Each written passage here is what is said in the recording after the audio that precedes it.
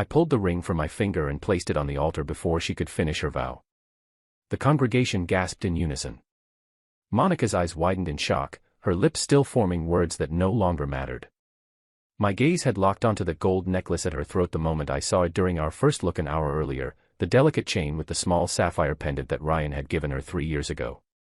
6 months earlier, she had looked me straight in the eye and promised she had thrown away everything from that relationship. She swore it was all gone. "David, what are you doing?" she started to say. "I'm done," I said, my voice steady and loud enough for the front rows to hear clearly. "Enjoy your day." I turned and walked down the aisle without looking back. My older brother Michael stood from his seat as best man, confusion written across his face, but I shook my head once. He would understand later when I explained. My mother reached for my arm as I passed her pew, but I kept moving forward. 200 guests sat in stunned silence as I pushed through the chapel doors into the bright afternoon sunlight. My phone was already in my hand by the time I reached the parking lot. I called my best friend Tyler immediately. "Get everyone out of the reception hall," I said without preamble. "Cancel everything. I'll cover all the costs." "What happened?" Tyler asked, his voice sharp with concern. "She wore his necklace. I'm out." "Jesus." "Okay, I'm handling it right now." I drove straight to the apartment we had shared for 2 years. The lease was in my name alone. I had paid the deposit, first month's rent, and last month's rent from my own savings. Monica had moved in after we had been dating for 6 months, and I never asked her to contribute equally because she was working on her graduate degree. I had supported that dream without question. I had supported every dream she ever mentioned. It took me 40 minutes to pack all her belongings into the suitcases and boxes I kept stored in our basement. Clothes, shoes, toiletries, books, her laptop, her jewelry box, everything went into neat containers that I stacked carefully by the front door. I worked like a machine, feeling absolutely nothing. The betrayal had numbed me beyond anger or sadness. My phone buzzed constantly with calls and messages. Monica calling over and over, texting frantically, my mother, her mother, friends, relatives all trying to reach me. I ignored every single one until Tyler called back. "Reception is cleared out," he said. "Your mom paid the vendors directly before anyone could leave. She told me to tell you she's proud of you. Thanks for handling everything." "Where are you now?" "Home. Packing her stuff." "Need help moving it?" "No. I need you to change the locks tomorrow morning. Can you do that?" "I'll be there at 8 sharp." By 6 o'clock that evening, Monica's entire life with me sat in 14 boxes and 3 suitcases by the apartment door. I called her father William, a decent man who had always treated me with genuine respect. "William, it's David. Monica's belongings are packed and ready. You can pick them up anytime after 7 tonight. I'll leave everything in the lobby downstairs. David, please, let's talk about this properly. Monica is absolutely devastated. She made a mistake. She made a choice," I interrupted firmly. "The necklace wasn't a mistake. It was a deliberate statement. I'm not interested in understanding her reasons. That's not fair too. I'll leave her things in the lobby. Goodbye, William." I hauled everything down to the building's entrance area and went back upstairs to my empty apartment. Then I systematically changed every password on every shared account we had, removed her access to my credit cards, and drafted a clear email to our mutual friends explaining that our engagement was permanently over, the wedding was cancelled, and I requested complete privacy while I moved forward with my life. Tyler arrived the next morning exactly as promised. By 10 o'clock, we had changed all the locks, and I had begun the process of reclaiming my personal space. That afternoon, I drove to my parents' house to face them properly. My mother hugged me tightly at the door. "I'm so sorry, sweetheart." "Don't be sorry, Mom. I dodged something far worse down the line." My father sat quietly in his study, and I joined him there. He poured 2 glasses of whiskey, even though it was barely 3 in the afternoon. "You did the right thing," he said firmly. "A woman who lies about something like that will lie about absolutely anything. I know that now. What's your plan going forward?" "Take the vacation time I saved for the honeymoon. Maybe travel somewhere alone and clear my head properly." Take more than vacation time if you need it. Your boss is a friend of mine. I can make a call for you. I appreciate it, Dad, but I'd rather keep working right now. I need the structure and routine. He nodded with understanding in his eyes. The ring. Returned it this morning. Got 80% back. And the deposits for everything else. Lost about 12,000 total on the venue, catering, and flowers. Could have been much worse. My father raised his glass solemnly. To freedom from false promises. I clinked my glass against his and drank deeply. The following Monday, I returned to work at the architecture firm where I had been a senior designer for 3 years. My colleagues already knew what happened. News like that spreads incredibly fast, but they had the grace not to mention it directly. I buried myself completely in projects, staying late every single night, refining designs for a new commercial complex downtown that had been my passion project for several months. Monica tried reaching me constantly for 2 solid weeks. Calls, texts, emails, even showing up at my office once before security escorted her out at my explicit request. Her messages cycled predictably through denial, anger, desperate bargaining, and finally frantic apologies. I read none of them fully. I would see her name pop up and immediately delete the message. Her voicemails became increasingly desperate over time. David, please. It was just a necklace. You're blowing this completely out of proportion. Then later, I miss you so much. I made a terrible mistake. Can we just talk for 5 minutes? And finally, you ruined everything we had. You humiliated me in front of everyone I know. How could you possibly do this to me? I saved none of them. Each deletion was a small act of personal reclamation. Standing firm. Then Michael called me one evening with troubling news. She's telling people you completely overreacted, that the necklace was just jewelry, that you're controlling and couldn't handle her having a past. I laughed without any real humor. Let her tell people whatever version she wants. Anyone who truly knows me knows the actual truth. Her bridesmaids are backing her version online. They're saying you humiliated her publicly for no reason. I ended a false commitment before it became a legal entanglement. That's not humiliation. That's clarity and honesty. I'm completely with you, brother. Just thought you should know what's being said out there. I appreciate the heads up, but I'm not defending myself publicly. The people who matter already know the real story. But the social media campaign against me intensified rapidly over the next few days. Monica's friends posted carefully worded messages about toxic masculinity and men who allegedly can't handle independent women. They painted me as controlling, jealous, and emotionally unstable. For 3 straight days, my phone exploded with messages from people I barely knew demanding detailed explanations. I posted exactly once, a simple, direct statement. I walked away from deliberate dishonesty. That's the only explanation I owe anyone. Then I muted the entire conversation and went back to my life. Within a week, the tide turned dramatically. Monica's maid of honor Jessica apparently grew a conscience. She posted a lengthy explanation about how Monica had been secretly meeting Ryan for months, how she had initially planned to wear the necklace hidden under her dress, and how she had confessed to being genuinely confused about her feelings right up until the wedding day itself. Jessica apologized sincerely for initially defending Monica and admitted she had been completely wrong about the situation. 2 other bridesmaids quickly confirmed Jessica's story in their own posts. The narrative collapsed instantly. Monica deleted all her social media accounts within 24 hours. 3 weeks after the wedding that never happened, I received an unexpected call from an old colleague named Sarah who had moved to Portland 2 years earlier to start her own architecture firm. We had worked together on several award-winning projects and had maintained a friendly professional relationship ever since. David, I heard what happened with your wedding. I'm genuinely sorry. Thanks, Sarah. I appreciate that. Listen, I'm calling because I have a serious proposition for you.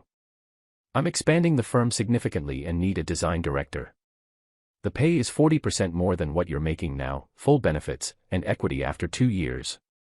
I want someone I trust completely, someone genuinely brilliant. That's you. I sat back in my chair, processing this unexpected opportunity. Portland. A brand new start. A completely different city. Think about it carefully, Sarah said. Take a week to decide. I thought about it for approximately 10 seconds total. When do you need my answer? Take a full week. I don't need a week. Yes, I accept. Sarah laughed with delight. Just like that. Just like that. When do I start? How about 6 weeks from now? Perfect. I gave my notice the very next day. My boss Richard called me into his office. He was a pragmatic man in his 50s who had built the entire firm from absolutely nothing. I can't say I'm particularly surprised, he said calmly. You've been restless since you came back from that situation. It's not the work itself. The work has been my anchor through everything. I know that. But sometimes an anchor keeps you in place when you actually need to sail somewhere new. Sarah's firm is genuinely excellent. You'll do exceptionally well there. Thank you, Richard, for everything you've taught me. Just promise me one thing. When you design your first major building in Portland, put a small plaque somewhere with our firm's name on it. A subtle nod to where you started your career. Deal. I spent the next month carefully transitioning all my projects and training my replacement Olivia, a sharp young designer who had been with the firm for about a year. In my spare time, I found a modern loft apartment in Portland's Pearl District with floor-to-ceiling windows and a stunning view of the city skyline.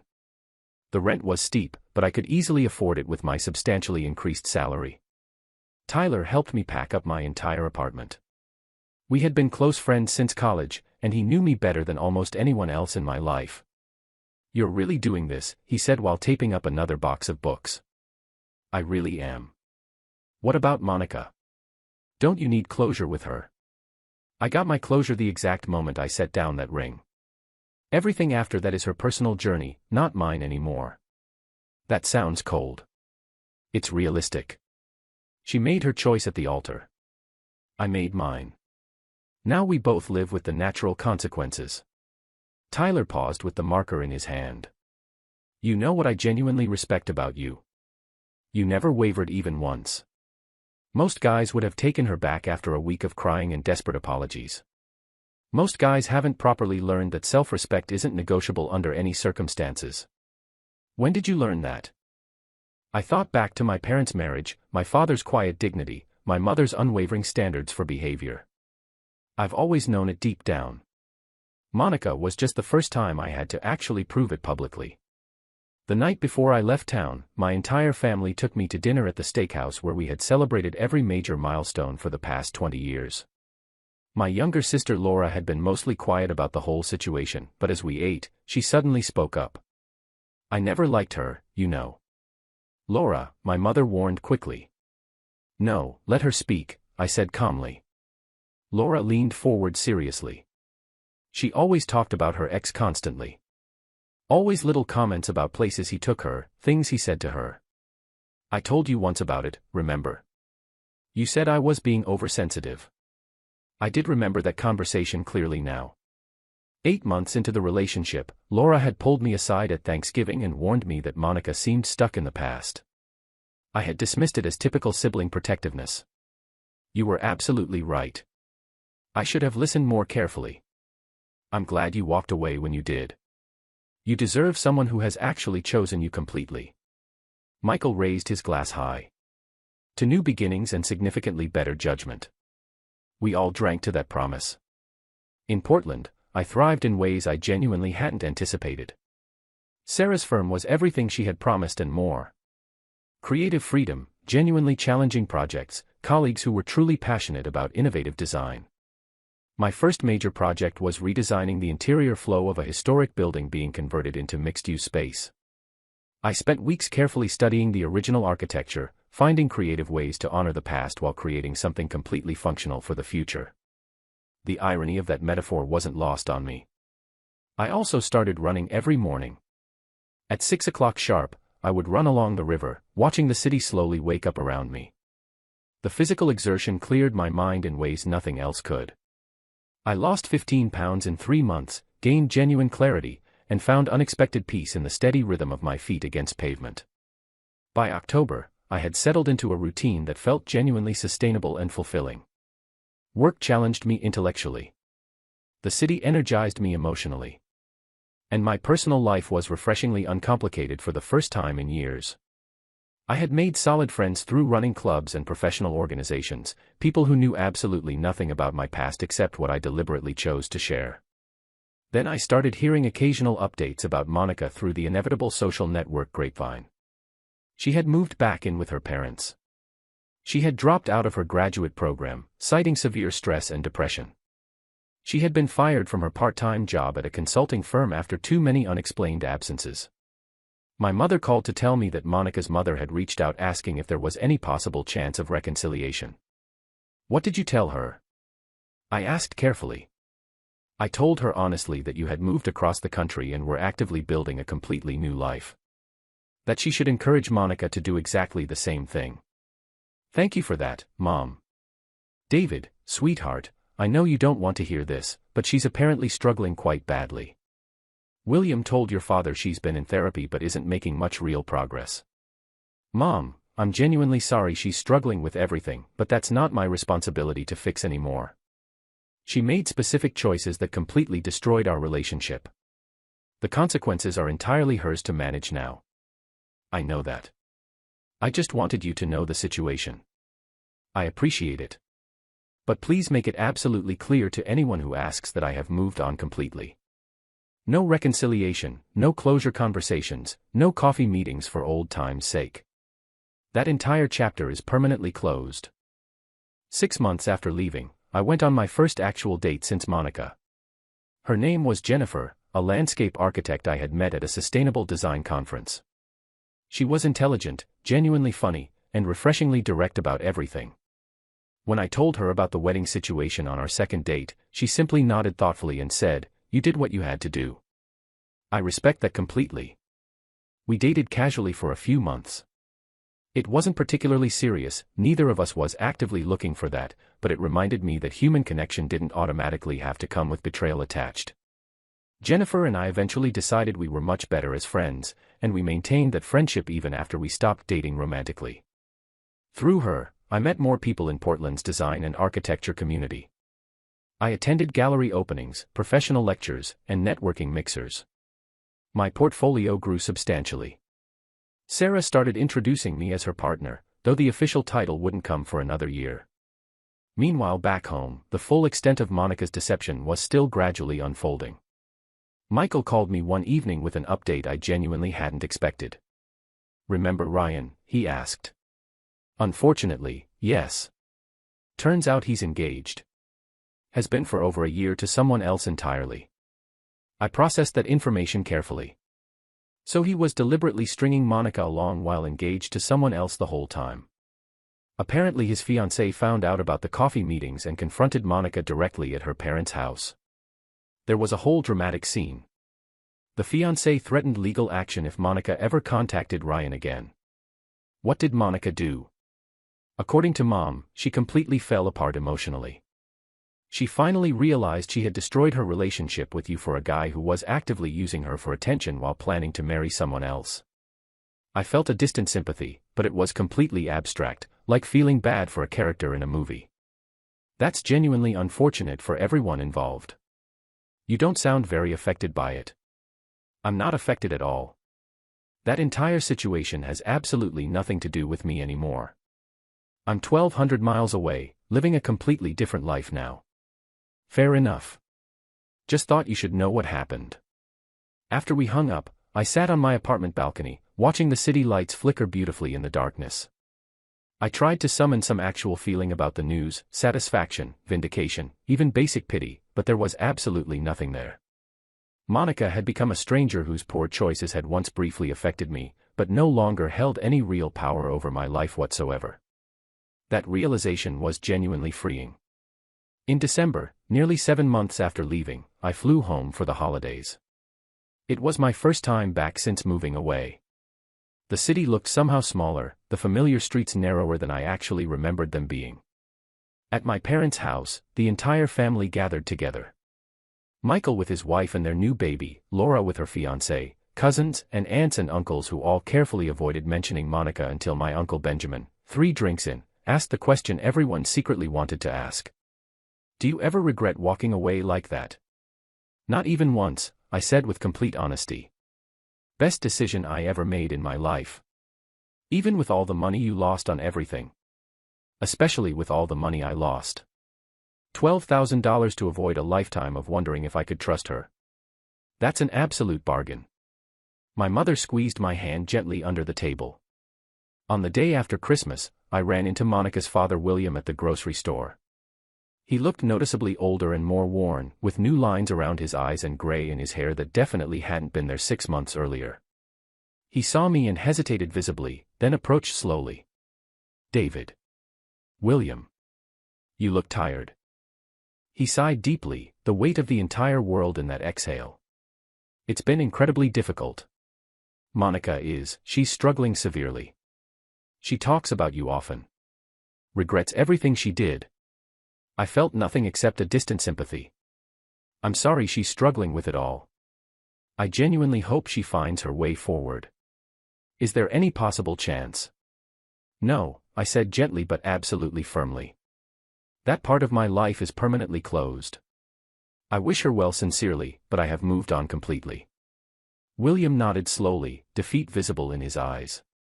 "I understand that. You were genuinely good to her. Better than she deserved, honestly. I think she knows that now. We all make choices in life. She made hers. I made mine. She's talking about moving away soon, starting over somewhere completely new. That's probably wise.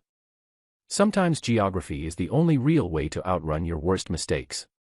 William looked at me for a long, searching moment. "You've changed somehow.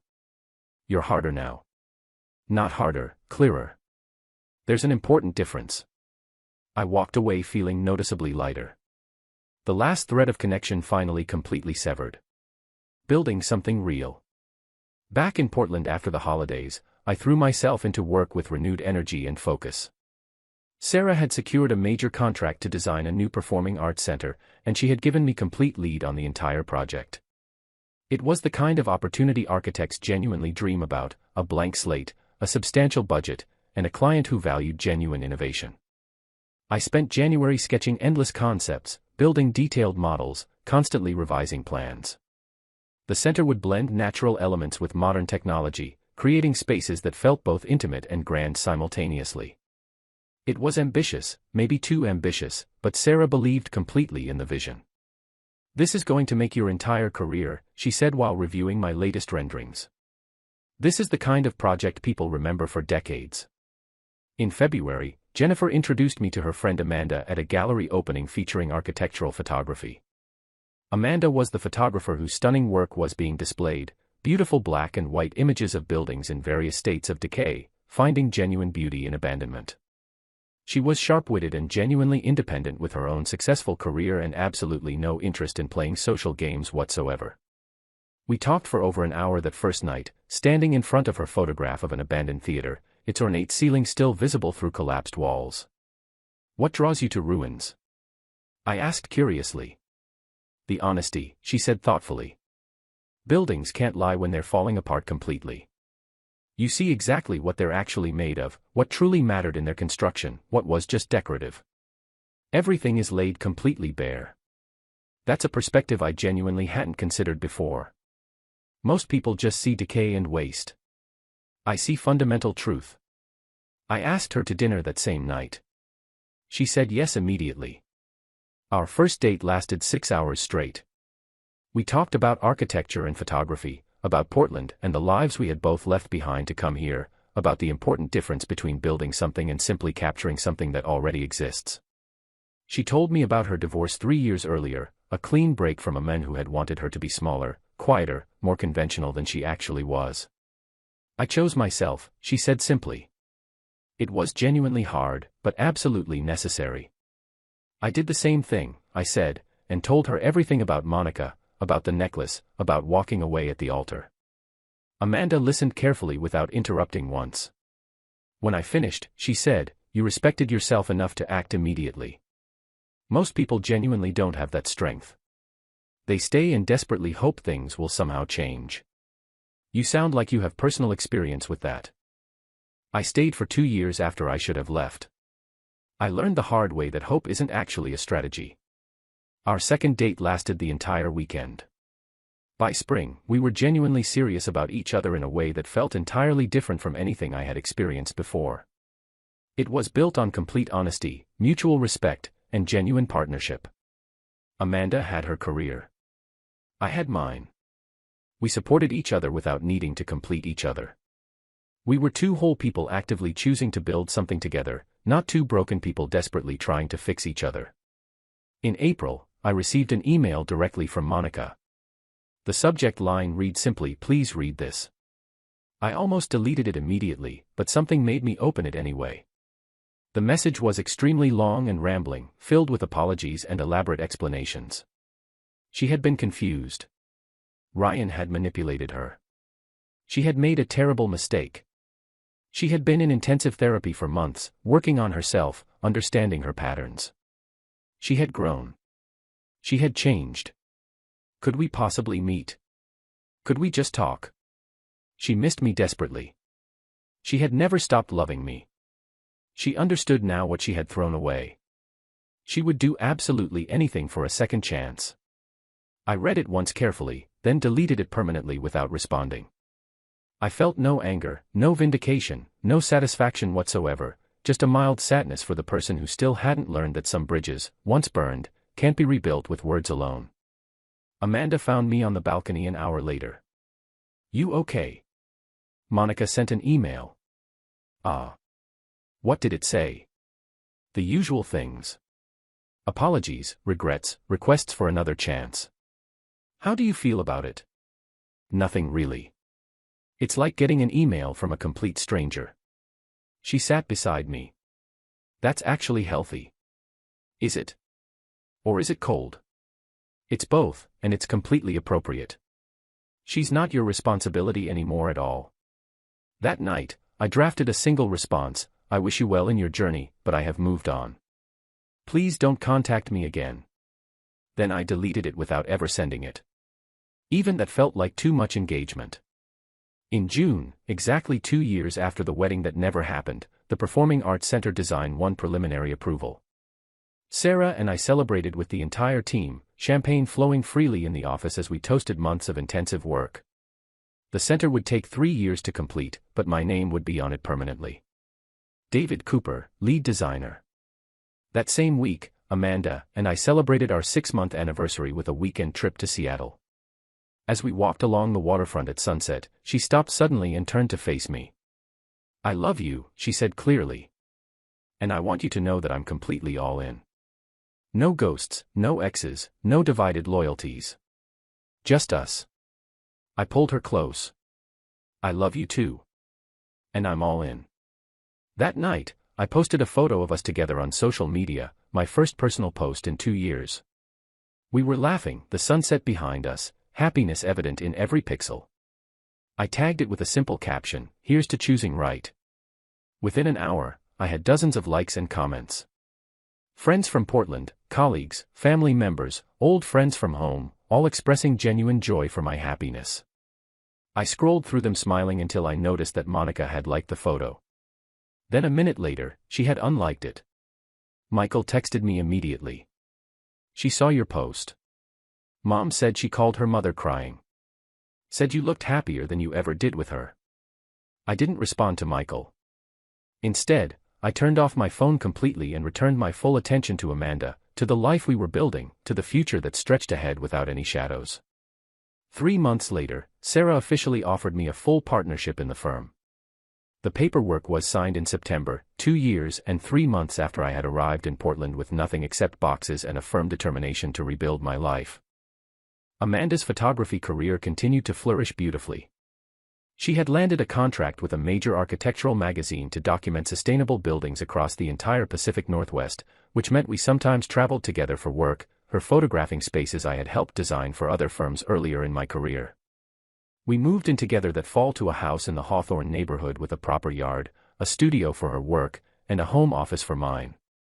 It was the first house I had ever actually bought. Signing those papers felt like a declaration of permanence in this new life. I was 32 years old. I was a partner in a successful firm. I was in a relationship built entirely on truth. I had friends who genuinely valued integrity and family who supported my choices completely. I ran marathons. I traveled. I created designs that would stand for generations. Sometimes late at night, I would think about that moment at the altar, my hand moving to pull off the ring, the gasps, Monica's stunned face. In another life, I might have ignored the necklace. I might have convinced myself it meant nothing. I might have married her despite the warning sign blazing in sapphire at her throat. That version of David would have spent years wondering, questioning, slowly corroding under the weight of broken trust. He would have stayed late at work to avoid going home. He would have checked her phone constantly, doubted every explanation, lived in a prison of suspicion. He would have been miserable and made everyone around him miserable too. This version of David had walked away with his dignity completely intact and built something genuinely real from the ashes of something false. The last I heard about Monica was through my mother. She had moved to Austin to start completely fresh. She had finally completed her graduate degree online. She was working for a nonprofit focused on mental health awareness. She was, according to reports, doing reasonably okay. She had cut her hair short, changed her entire style, was trying to become someone new. I hoped that was genuinely true. I bore her absolutely no ill will, but I also felt no connection to her story anymore whatsoever. She was a chapter one had closed decisively, and every page since had been better for it. On a Saturday morning in October, Amanda and I hiked to a lookout point above Portland. The city sprawled below us, the river glittering in the distance, mountains rising beyond. She was photographing the landscape, and I was watching her work, marveling at how life could shift so completely in such a short time. "What are you thinking about?" she asked, camera still raised. "Choices," I said. "And consequences." Heavy thoughts for a beautiful morning. "No, actually I'm thinking about how the best thing that ever happened to me was recognizing when something was fundamentally wrong and having the courage to walk away from it immediately." She lowered her camera and looked at me directly. "That wasn't courage, David. That was self-respect. Maybe they're the same thing. Maybe they are." She took my hand and we stood there together, two people who had both learned that loving someone means choosing them completely and being chosen completely in return. No divided hearts, no lingering ghosts, no sapphire necklaces hiding beneath wedding dresses. Just clarity, honesty, and the future we were building together, one conscious choice at a time. In November, Amanda and I went home for Thanksgiving. At dinner, surrounded by both our families, mine and hers, now blending into something larger, my father stood to give a toast. 3 years ago, my son faced a moment that would have broken many men. Instead, it forged him. He chose himself when it would have been easier to choose comfort. He walked away when it would have been simpler to stay. And in doing so, he found something most people spend their whole lives searching for: genuine partnership built on mutual respect and absolute honesty. To David and Amanda, and to the courage it takes to demand what you deserve. Everyone raised their glasses. I caught my mother's eye across the table, and she smiled, tears visible in her eyes. Later that night, Amanda and I walked through my childhood neighborhood. The streets were quiet, leaves rustling in the November wind. "Your family really loves you," she said. "They do. They also respect that I respect myself. That's important. My family took years to understand why I left my marriage. They kept saying marriage is hard and you have to work at it, as if I hadn't been working. As if staying would have been the brave choice. People who have never walked away from something toxic don't understand that sometimes leaving is the hardest thing you can do, but also the most necessary." We walked in comfortable silence for a while, then she said, "I want you to know something. When you told me about walking away at the altar, about seeing that necklace and just knowing, that's when I knew I could trust you completely. Because a man who will choose himself over a comfortable lie will never make me question where I stand. You will never have to question it. I promise you that." In December, Tyler visited for a long weekend. We hadn't seen each other in over a year, and I had genuinely missed my best friend's perspective on life. We sat in my new living room, drinking beer and catching up properly. "You seem different," he said thoughtfully. "Settled in a way you never were before." "I am settled. I'm exactly where I'm supposed to be." "What about Monica? Do you ever wonder what might have been?" "No. Not even a little bit. Not even a little." Not even a little. That life wasn't real, Tyler. It was built on something fundamentally dishonest. This life, what I have now, this is real. You never told me exactly what made you so certain. I mean, yeah, the necklace was wrong, but people wear jewelry from exes sometimes. What made you so absolutely sure? I had never explained it fully, not even to Tyler. It wasn't just the necklace itself.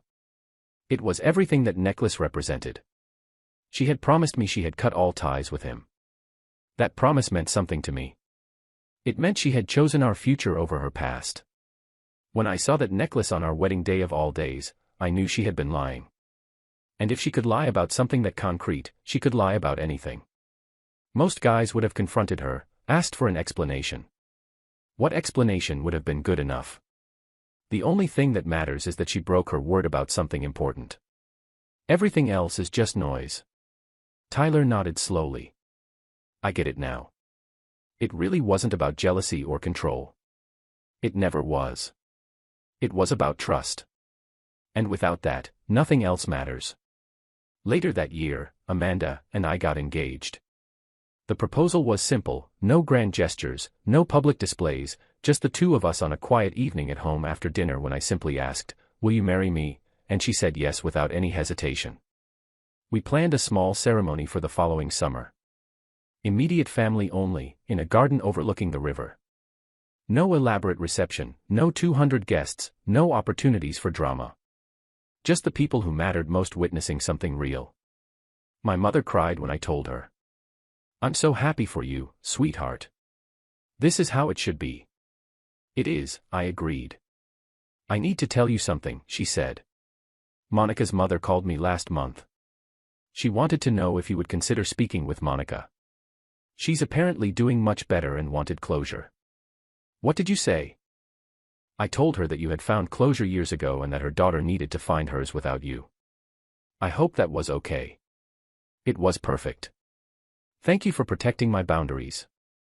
That's what family does. The night before our wedding, I sat on the porch of the venue with my father, sharing another glass of whiskey as we had 3 years earlier. "Proud of you, son," he said. "I didn't rebuild, Dad. I built something new, something better." He smiled. "Even better. You know, I never told you this, but I was worried after the wedding fell apart.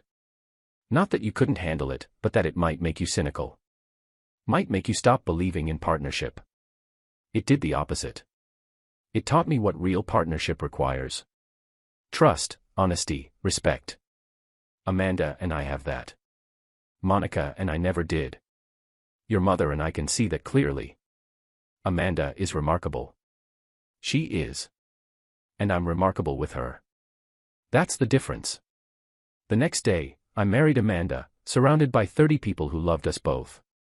There were no surprises, no hidden necklaces, no moments of doubt, just two people who had chosen each other with clear eyes and full hearts, promising a future based on the truth they had both proven capable of honoring. As I slipped the ring onto Amanda's finger, I thought briefly of that other ring, the one I had set on an altar 3 years ago. That ring had represented a life I had narrowly escaped. This ring represented the life I had consciously chosen to build. The difference was everything. During our reception, Michael gave a toast. My brother taught me something important 3 years ago. He taught me that knowing when to walk away is just as important as knowing when to commit. Today, he's shown me what commitment looks like when it's built on the right foundation.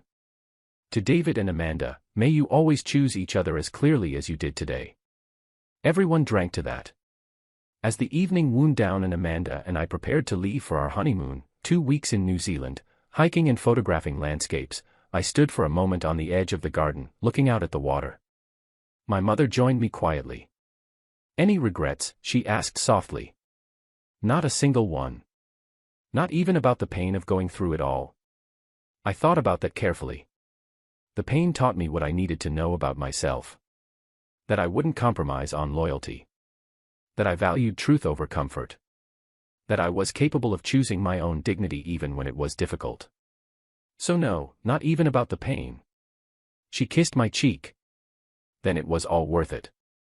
As Amanda and I drove away that night, starting our honeymoon and the next chapter of our life together, I thought about Monica one last time, not with anger or regret, but with a kind of distant gratitude. She had shown me exactly who she was at the most critical moment, and I had had the wisdom to believe her and act accordingly.